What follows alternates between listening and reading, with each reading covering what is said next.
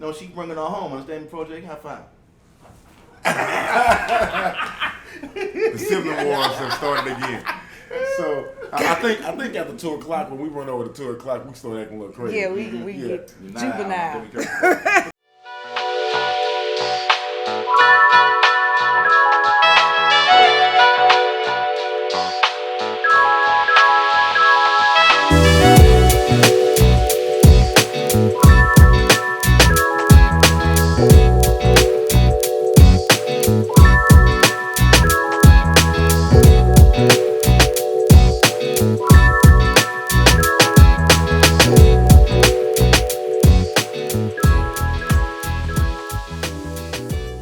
Alright, church, we're back again. Hope y'all enjoyed last week's episode, understand me? We went over the El Grande Shepherd, understand me? We had El Pimpe, understand me? I don't know if he gonna come back today, understand me, but we'll see tonight. But we back again with the man with the master plan, understand me? With the protege, make you say, hey, understand me? I am the presidential intellectual masculine deceived. Tonight, church, we're gonna go over the wages of simping, understand me? Put a little spin on it since the name of our show is Survival of the Simp. So we're gonna say the wages of simping is death, understand me, church? Before we get started, please like, share, and subscribe. Understand me, church? Pastor, go ahead and break us off that word, understand me? Protege, you got anything to say we starting the word, understand me? Or you just gonna sit there and look cute all night while we talking about these simps out here? You supposed to have a bunch to say about these simps out here, Protege. You go take the ball and run with it, Protege. We give you opportunity to go score a touchdown. We done threw you the pass. We done ran 1-4 cut back down, understand me? You went out there, you went in the 8 hole, understand me? The hole is in the 1 hole, understand me? I enjoy being in my femininity while sitting on the congregation couch. He's made a pimp cuss over here. Oh, hell. He's been doing good for about 5 episodes. Yes, I enjoy sitting back and waiting for you gentlemen to introduce the show. I can't argue with that, church. Don't forget to like and subscribe. Pastor, take us away. All right, I appreciate it. So we're going to get right to it. Genesis 18. We left off on the Good Shepherd on last week's episode. So this week we want to talk about how this simp can get you in trouble. Simping gonna get you down every time. Matter of fact, get you dead. Dead. Dead as a doorknob. But first, we want to get into it. Genesis 18, verse 1. The Lord appeared to Abraham, and he was sitting down in his tent in the heat of the day. Abraham looked up and saw 3 men standing nearby. When he saw them, he hurried from the entrance of his tent to meet them, and he bowed low to the ground. So verse 3 said, he said, if I have found favor in your eyes, my Lord, do not pass your servant by. Let a little water be brought, and then you may all wash your feet and rest under the tree. Let me get you something to eat so you can be refreshed and then go on your way. Can I ask a question right quick, Pastor? You want to go ahead and finish the rest of the word? I want to finish that verse and then verse 5. So verse 5 says, let me get you something to eat so you can be refreshed and then go on your way. Now that you have come to your servant, very well, they answered, do as you say. So Abraham hurried and got to the tent. Quick, he said, get these men some of our finest flour and get it together, make them some bread. So what you see is some servitude what's going on here. Are you having a problem with how this man found some range strangers came to his house and he wanted to help him out? Let's talk about it. So they were actually angels, understand me, church? But Abraham acting as if he already knew that already. So could he just see it on him or something? They had that, they came through like this pimp come through, understand me? You know, I go outside, you know, they treat me a little good, you know, they be trying to give me a little bit of fruits and berries. They say what's in you will come out. Milk and honey, understand me, church? Yeah, well, I'm glad you pointed it out because I think so what was it? Abraham just seen him shining bright like a diamond? He just like, this shine bright like a diamond. The spirit, as the scripture says, the spirit is tried by the spirit. So when something is on somebody, it's on, like, you know, you can kind of tell a coach when you see a coach. You can kind of tell somebody that's an officer in law enforcement, they in law enforcement. You can kind of look at somebody that's in a service just by their haircut or by the way they're built. You can a pastor? Yeah, or for the same thing for a pastor. So I guess they may have just felt something on them, you know. So I'm glad you pointed out. What do you think about that? Perhaps Abraham was just in the mode of treating people well. Like maybe he wasn't. That's his default. Possibly. And maybe he was just one of those people who felt like, I'm going to treat everybody how I want to be treated. And I could tell that these people are not from... man. Yeah, people not from around here, so let me be hospitable. Like, for example, a new person coming to church. Right. You know, people open up the doors and they wash their feet. Yeah, they welcome you day one, depending on presentation. I'm so glad we got 3 perspectives. You know, I'm glad you pointed out because I was going along with what she was going on, really, but she bringing it all home. Understand the project? High five. the sibling wars have started again. So I think after 2 o'clock, when we run over to 2 o'clock, we start acting a little crazy. Yeah, we get juvenile.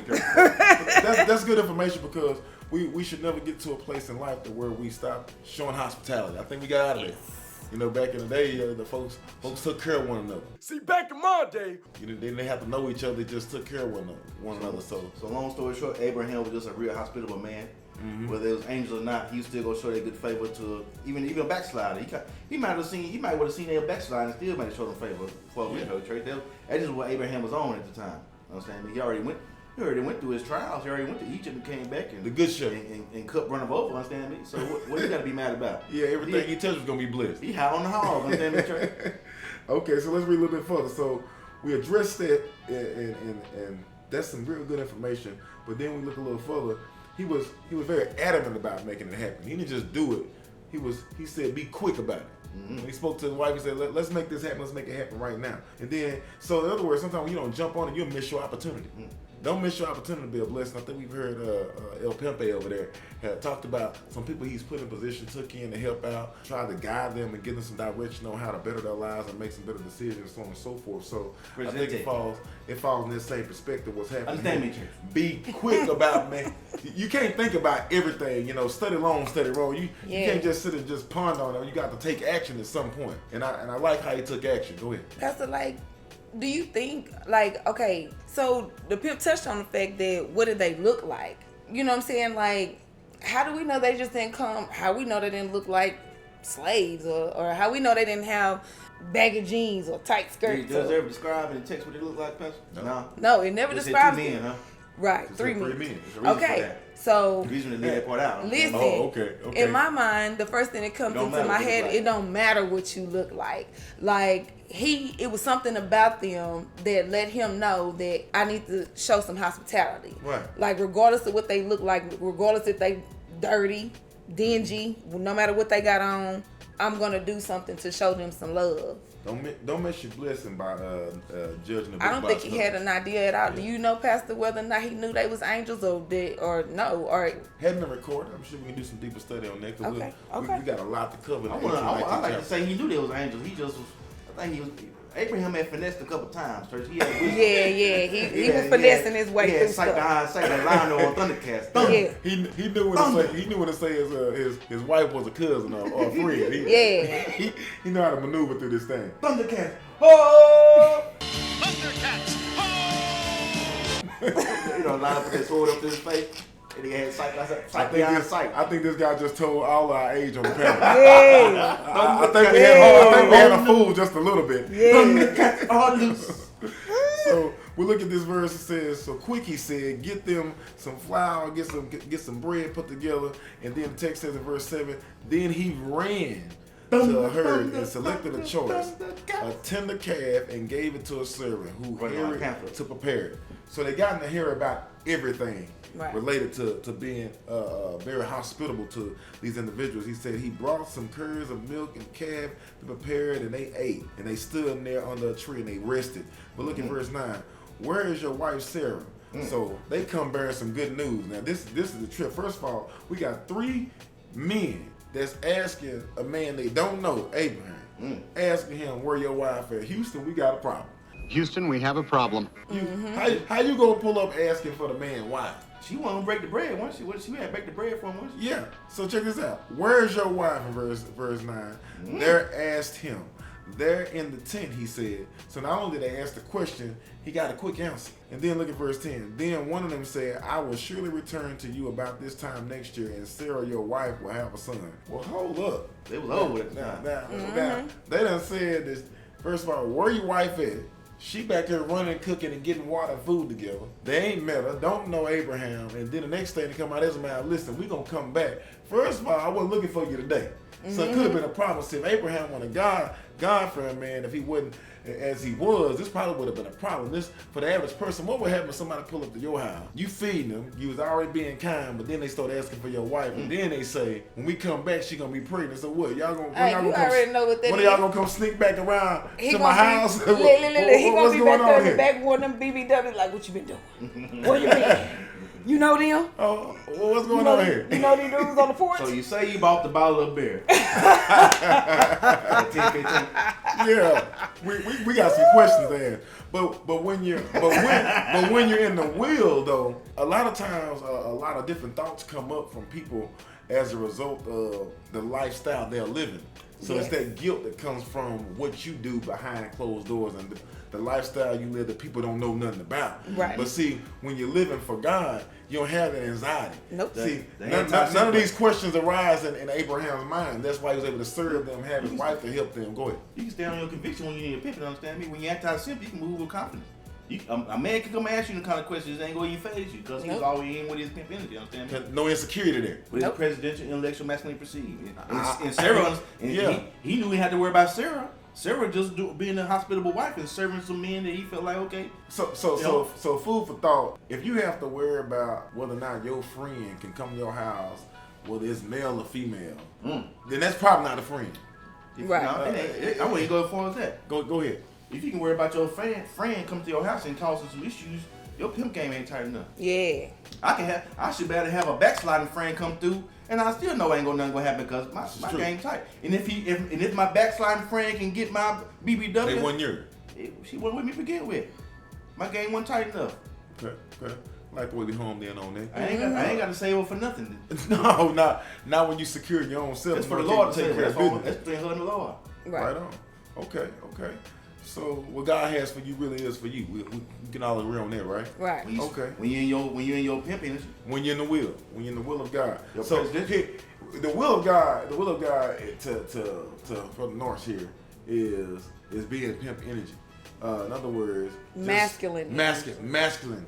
Maximum velocity. That's It's an masculine energy. It's an energy thing. that's your right? God energy. That's what God designed men, heterosexual men, to do is be masculine at all times. So if you stay in control of that, then basically, Everything else goes. Everything else gets easy. Okay. And So we say- women love it. so I he's think- called it the energy. I Yeah. call it the stand in the will of God. Yeah. Because as long as you're in the will of God, same thing. It's you pushing out the right energy in order to get what you want out of life by being in the right alignment in life with Christ. So verse 11 says, Abraham and Sarah were already very old. So here's the deal. They were old.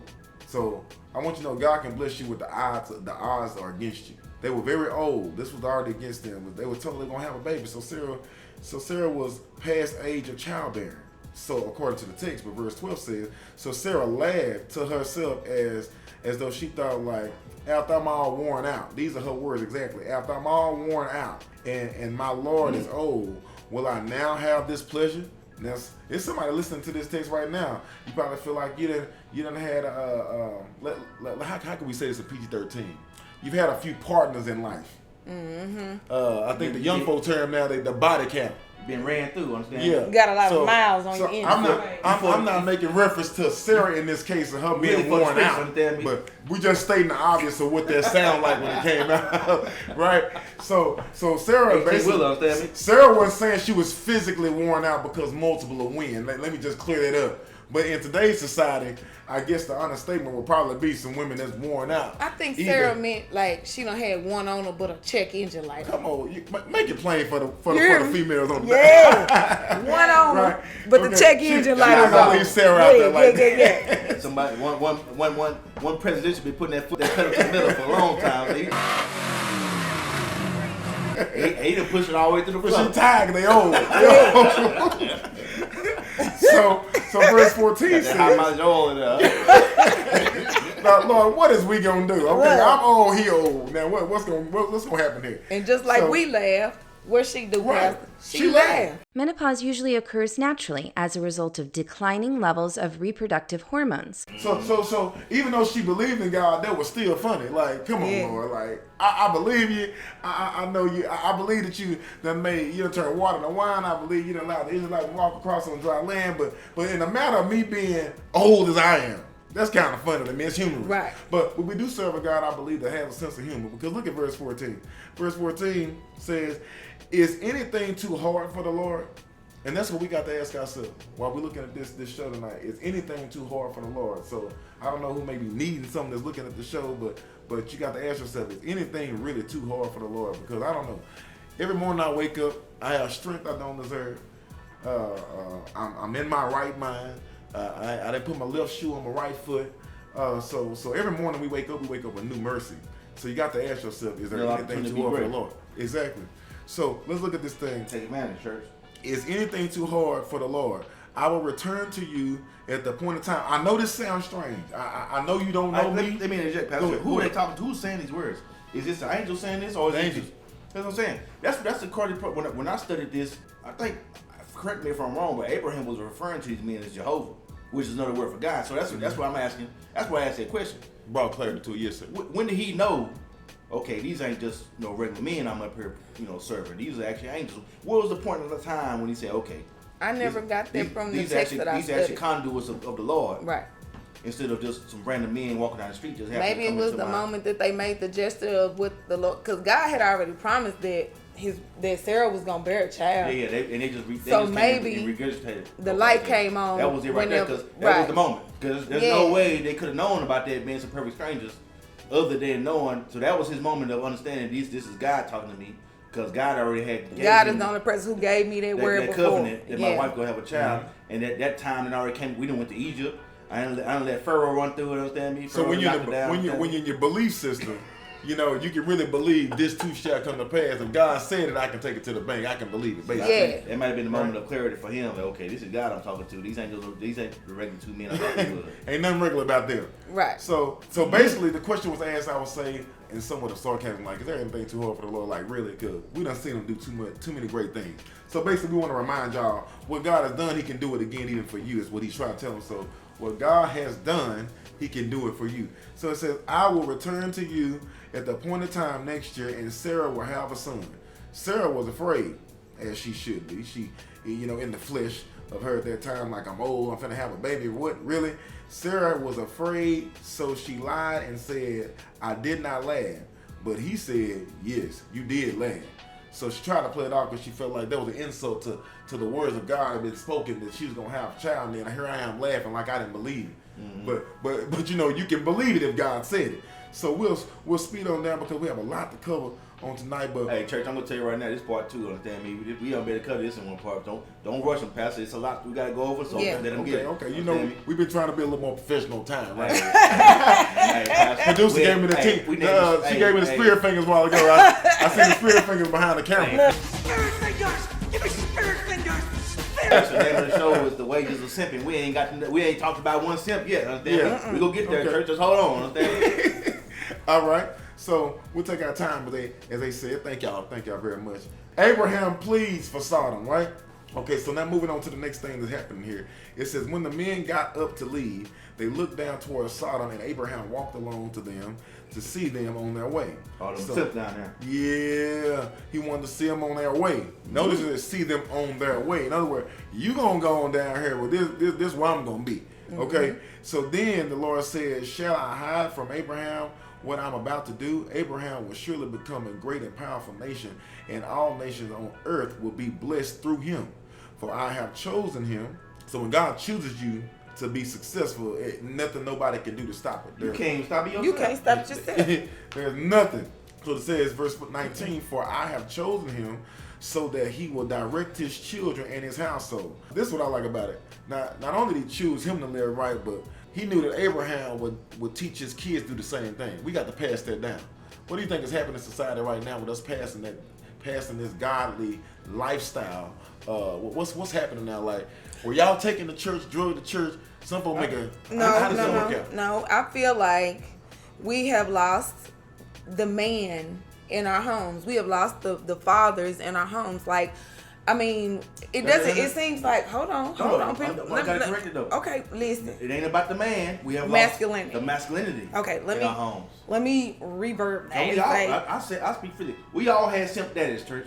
Yeah, we did. I know why my daddy was simp. But anyway, the point is, leadership from a man the men have basically been removed from the homes, whether it be from, I don't know, prison, streets, different lifestyles, all kinds of weirdness that's happening in society these days that have literally snatched the men from the home, which has always been the head. And men do not know how much power they have.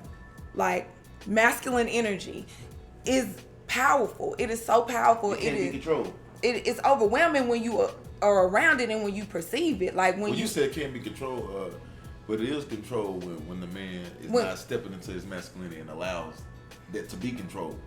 So he loses he loses all his validity. Because some men have been a victim of the verbal abuse, attacks, and so on and so forth. Right. And then they take that in and start having self-inflicted insecurities, right, causing them to question the masculinity within themselves. Right. What I'm saying is masculinity can't be controlled, and the only way masculinity is allowed to be controlled is if you allow it to be controlled, meaning that you don't stay in it. Masculinity is never going. It's not even going to even take criticism because you're going to be doing so much. If you're operating in it, though. Right. So it can't. A woman, person, man, whoever can have control over someone's masculinity if allowed. Right. But that's when you step from masculinity to simping. Like, that's the whole purpose of staying in your masculine form at all times. It does not matter what you're dealing with, who you're dealing with, where you're at, who's around. You always have to be in your masculine energy in order for it to be controlled. Every man has that power to control their masculine energy, just as we as women have have the ability to control our femininity. Philippians 4:13, I can do all things through Christ. Yes, like it is a lifestyle. It's not something that you can just wash on and wash off. It's who you are. It's what you live, eat, and breathe. Femininity, masculinity. Once you tap into it, it's easy, which is what I feel like in the text. Abraham is in his masculine energy, God leading him first, and he is like bringing the masses with him, like his family, and he has vision, he has clarity because of his masculinity. He wasn't bothered by those men asking about his wife because he know he the man. Understand me? He know he the man. He ain't got to worry about what Sarah and them doing. You know that dip on this ship go long and strong. Yeah.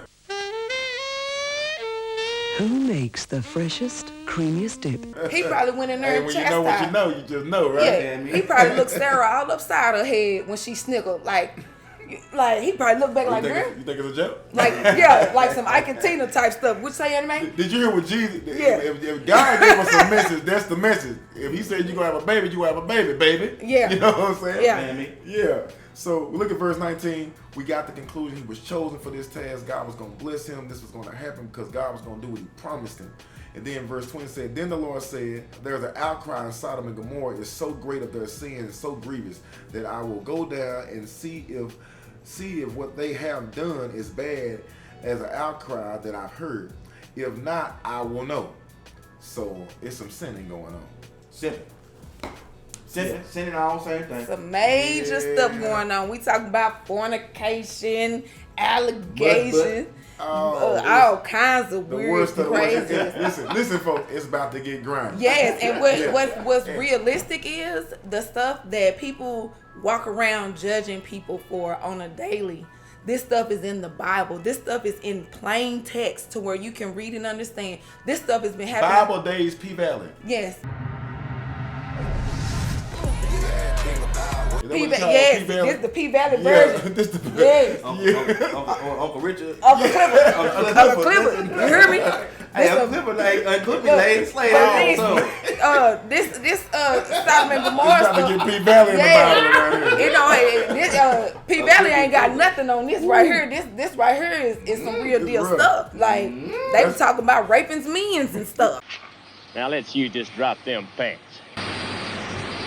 Have you ever? That's why we had a couple episodes. We got to pray just to make it today. We got to pray just to make it today. Hey, it's coming there on part 2. We got to cut it off in a minute. You understand me? But hey, they was talking about raping the angels, all kinds of stuff. Yeah, they were gonna take it. Bad. They were gonna take it. Dude, listen. He said I got some daughters. They didn't want them. Man, yeah. We gonna get into it. It's coming soon. Understand? Yeah. So we gotta let y'all go right now.